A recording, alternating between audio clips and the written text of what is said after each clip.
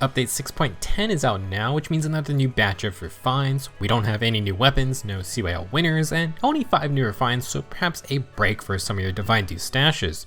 This month we have Fallen Delthea, Yarne, Lethe, Fallen Tiki, and Summer Lin. We'll be going over every new refine here and discuss some build ideas and playstyles. This is a rather tame batch for the most part. Our first refine goes to Fallen Delthea, a blue infantry mage and a heroic grow unit. She has decent attack and speed with some res, but Delthea will be boosting all of her stats. Her unique tome, called Death, did receive some updates. It still grants a flat +3 res, but now grants +5 to all stats during combat and comes with a low speed and res effect. She then takes 4 recoil damage after every fight. The speed and res debuffs are equal to Delthea's max special cooldown value +1, so if you run 2 cooldown Moonbow, you inflict -3 speed and res, which is actually just low speed and res 3. This can go to -6 speed and res with 5 cooldown Aether, but that's not a huge thing to focus on.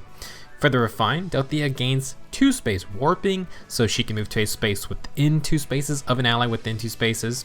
At start of combat, if the foe has more than 75% HP, she gets another +4 at all stats. Okay, so Death is a really simple weapon, acting like a Fury Tome, although the stat boost is in combat. With the refine, Delthea can get an easy +9 to all stats with low speed and res, and 2 space warping, all at the cost of 4 HP per fight. Not too shabby.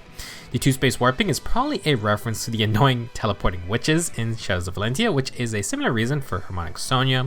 One thing to note is that for the base effect of Death, there is literally no activation condition. It will work 100% of the time every fight. Don't see that much very often. Overall, Death's refine is solid and just makes Fallen Delthea stronger offensively while keeping her stat stacking identity intact. You can do quite a lot with this refine and Delthea's infantry class type. For general playstyles, you can employ the classic Fury plus Desperation combo if you wish. With double Fury and Death, you can hit +15 or +16 to all stats at any point, although Delthea will be taking a hefty 18 recoil damage after every fight. It's not a fancy build, but stacking Fury with Death gives Delthea a lot of upfront defense and res for that initial first fight, which can make it harder to take her out. After that first round though, Delthea just stays comfy in Desperation range, and keep in mind this is with low speed and res and 2 space warping as well. Very simple old school build. You can make adjustments to this by trading defense and res for more attack and speed. You can slot in Brazen attack and speed 3 for more desperation damage, or you can run attack and speed push 4 for recoil but with a bigger attack and speed boost. Another Fury Seal replacement is Bonus Doubler, which plays into the idea of stat stacking all stats. If you run full field boss, you could also run Ideal for A skills as well. Since Delthea is our only infantry unit this month, this is my only chance to talk about the new No Follow-Up 3 Sacred Seal in this video. That's right, No Follow-Up as a Sacred Seal is happening. Crazy to imagine, but after getting Distant Counter as a seal, I'm kinda just expecting anything to become a new Sacred Seal. With No Follow-Up in the seal slot, you can run another B skill, and I have a couple to discuss. First off, No Follow-Up plus Desperation is a strong combo because no Follow-Up Denial makes Desperation useless. No Follow-Up plus Tempo, aka Ballet's Creator's Sword, is neat because you can always double slower foes and always be charging special, while you deny enemy free follow-up attacks and negate their extra special cooldown skills. Pair both of those with Time's Pulse and a 2 cooldown special to ensure Delthea always activates her special. In general, No Follow-Up is good on stat stacking units like Delthea because it's just annoying to deal with. Last combo I want to mention is No Follow-Up plus Wind or Water Sweep. What has been a rather popular combo to deny enemy counterattacks can now be run by any infantry unit. Better yet, paired with the Attack or Speed Smoke 4 C skills to hit and debuff safely. Either one of those would be fun on Delthea for mixed phase annoyance. Now, the issue with No Follow-Up as a Secret Seal is that you're going to lose out on extra stats. It is something to consider, but if you just want to mess with slower units, then it may be well worth the slot. Follow-up abilities are just that powerful. For some other skills, Delthea can run cooldown options like Special Spiral or Flashing Blade just fine if you do want to run the 3, 4, or 5 cooldown specials. It's not a must though, even if Death is scaling with them, because you're only going to gain 1 point of speed and res debuff for each higher cooldown tier. All in all, there are a lot more skills you could run. Fallen Delthea is flexible as an offensive threat with warping, but you can tack on more defense and res to stay in longer. You don't have to run recoil skills, but double Fury plus full field boss would be pretty funny to see. All in all, not a bad refine and lots of build freedom. Next up, we have a couple of more beast refines, starting with Yarne. He's a green beast cavalry unit, so he's looking to be more offensive. Bunny Fang did receive some changes. It still grants +3 speed and is effective against cavalry foes. If Yarne is solo or has less than 90% HP at start of combat, he now gets +5 attack and speed during combat. After combat, if he has less than 90% HP, he also gets -2 special cooldown. Of course, he has the Cavalry Beast Transformation bonus, which inflicts -4 attack and defense on the foe, and prevents a follow-up attack when you initiate. So basically, bonus attack and speed in Bunny Fang's HP condition has went from less than 75% to less than 90%, making it easier to use. The cooldown effect was meant to proc Gale Force after a fight, but Yarne still needs a bit more help to consistently activate it. Can the Refine help him out? At start of combat, if the foe has more than 50% HP, grant +5 attack and speed, deal true damage per hit equal to 10% of Yarne's speed stat, including it on AoE specials, and also if he is transformed, Yarne makes a guaranteed follow-up attack. So, the Refine adds more offensive power to Yarne and grants a free follow-up. Free follow-up helps him double tanks, but it's not offense with no follow-up. This matters because for enemies, or for example, the new Dual Dumo is going to stop Yarne no matter what. One thing to notice is that Yarne doesn't have the best defense and terrible res. He gets 0 extra defensive perks to survive combat, and if you're not transformed, you don't deny enemy follow-ups either.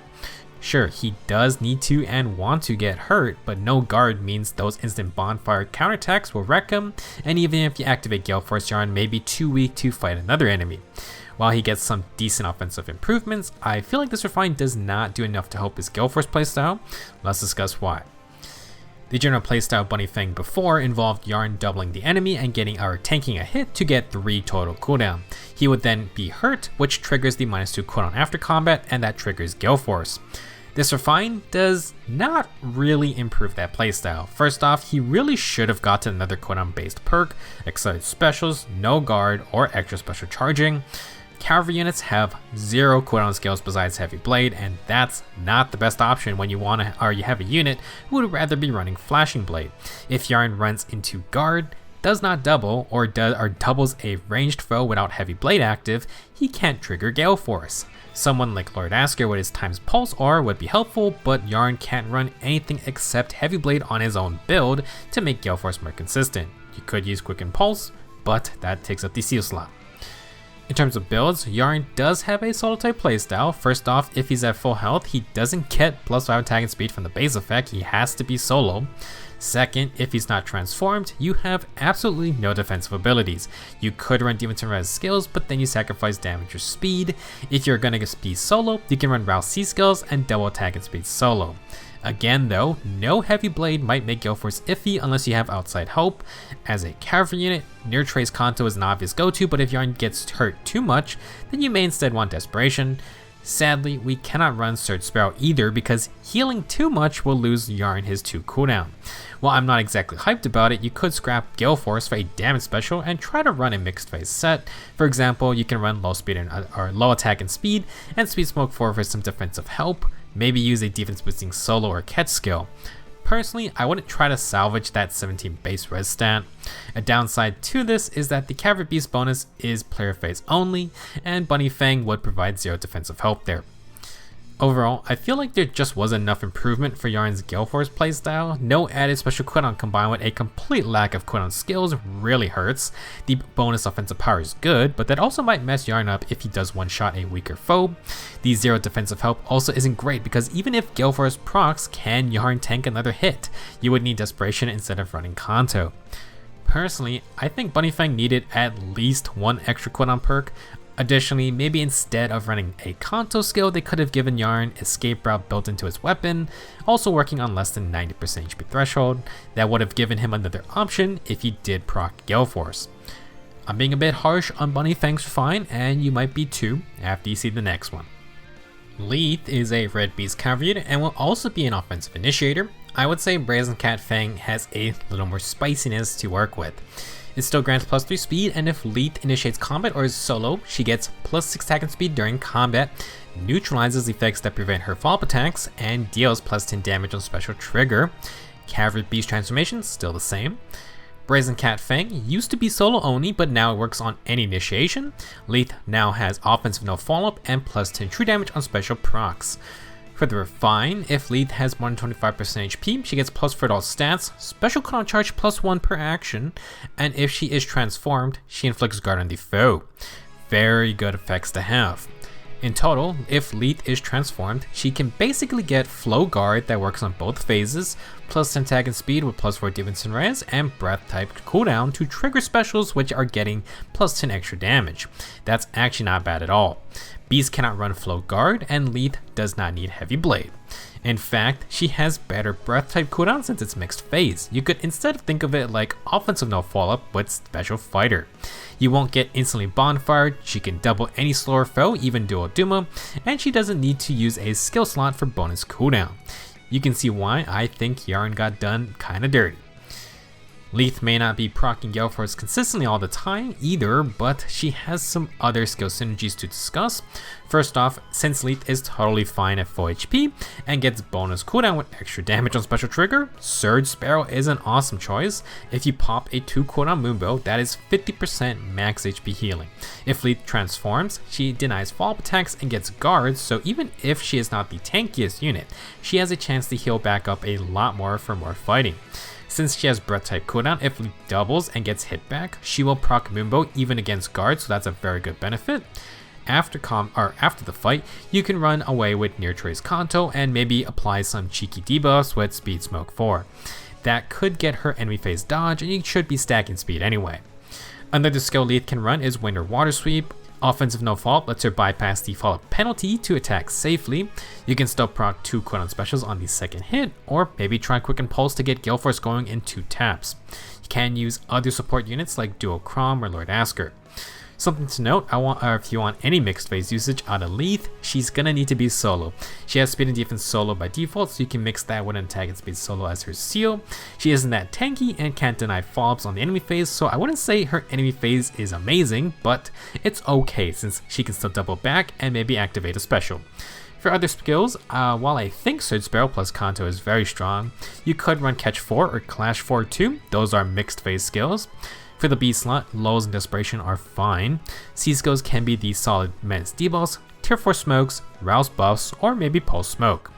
Then for Sacred Seals, generally you're gonna mix and match solo options. For the most part, I think Lethe got a very solid refine. Offensive no follow-up, Breath type cooldown, and guard are really good to have on a weapon. If Beast Calves get more skill options, Lethe has a solid base to work with, although it's just tough to beat Kanto at the moment. I do think she is best on initiating, since that is the only time the Cavalry Beast transformation bonus is active, and like Yarne, she does want to ideally be transformed, which may be a more solo type playstyle, depending on your teammates. Lethe isn't a bad attacker untransformed, but you're gonna lose all your defensive abilities, so you're gonna have to be careful. Our next refine goes to Fallen Tiki, a colorless armored dragon. She kinda was like an early Fallen Edelgard type unit. Overwhelmed you with armored BST stats, she had 2 movement, she has distant counter, and she has special fighter. Nowhere near as dominant out of the box, but still plenty annoying. For Razing Breath, this is a distant counter weapon that is effective against dragons. As such, it gets no base changes. For the refine, if Tiki has more than 20% or 25% HP, she gets plus 4 to all stats and bonus doubler. If she has bonus active on her, she also gets a free follow-up attack when initiating and denies the follow-up attack when the enemy initiates. Relatively simple effects. She has a Saros type offense and defense mode. Fallen Tiki does have a unique C skill called Solitary Dream. Each turn, if she is solo or next to a dragon ally only, Tiki gets plus 4 field buffs and plus 1 movement. She is best with another dragon ally and can provide or can advance on you to be a player phase threat. With the refine, Tiki activates bonus doubler, so plus 4 becomes plus 8, and you get another base plus 4 for a total of plus 12 to all stats. You need to watch out for panic and lulls, but the movement buff will keep Tiki's follow-up effects active. For the most part, not bad, but also not very crazy. Back in the day, it was just tougher for units to deal with a unit like Fallen Tiki, but there's a lot more tools nowadays. This refine is basically just reinforcing the armor stat stick playstyle. Have more stats than the enemy, have distant counter to fight anyone, and now Tiki gets some bonus follow-up attacks and denial. The player phase armor playstyle is basically dead outside of Edelgard's solo trying to keep it alive. Fallen Tiki can be a threat on either phase with Solitary Dream's extra movement. She gets the free follow-up now to bypass enemy warrior fighter abilities, and with default special fighter, you can very quickly get to a big Ignis or charge up Aether.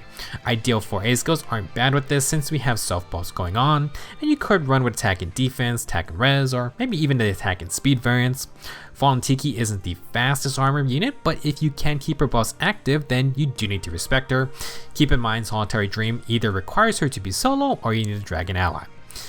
Now, like many other army units who were generally player phased before on their release, you can instead turn to the meta savior skills.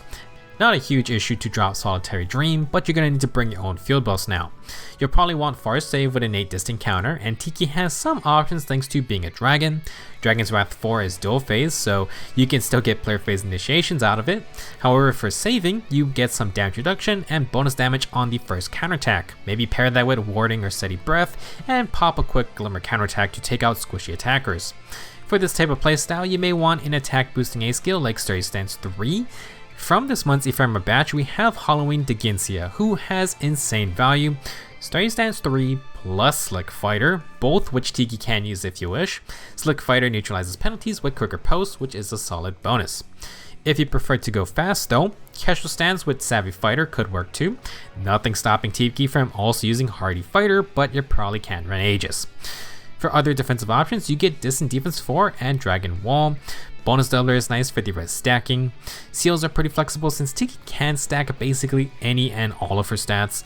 Forms or bonds for Savior, maybe solo skills if you're going to be sticking with Solitary Dream. Overall, Fallen Tiki definitely got hit with the DC weapon tax. She didn't get a batter fine, but it's a very basic, and dragons have the DC Sacred Seal, which would work better with a weapon that had more abilities built in. If you want to run a full dragon team, Fallen Tiki can keep up with her infantry dragons, and she has decent offensive pressure. Like Fallen Edelgard, she can kinda just fight anyone thanks to lots of stats and distant counter, but again, a lot has changed since her initial release. Last up, we have Summer Lynn, a flying blue archer, and she was very recently a Form of So candidate. If you picked her up, then I think you're going to be very happy.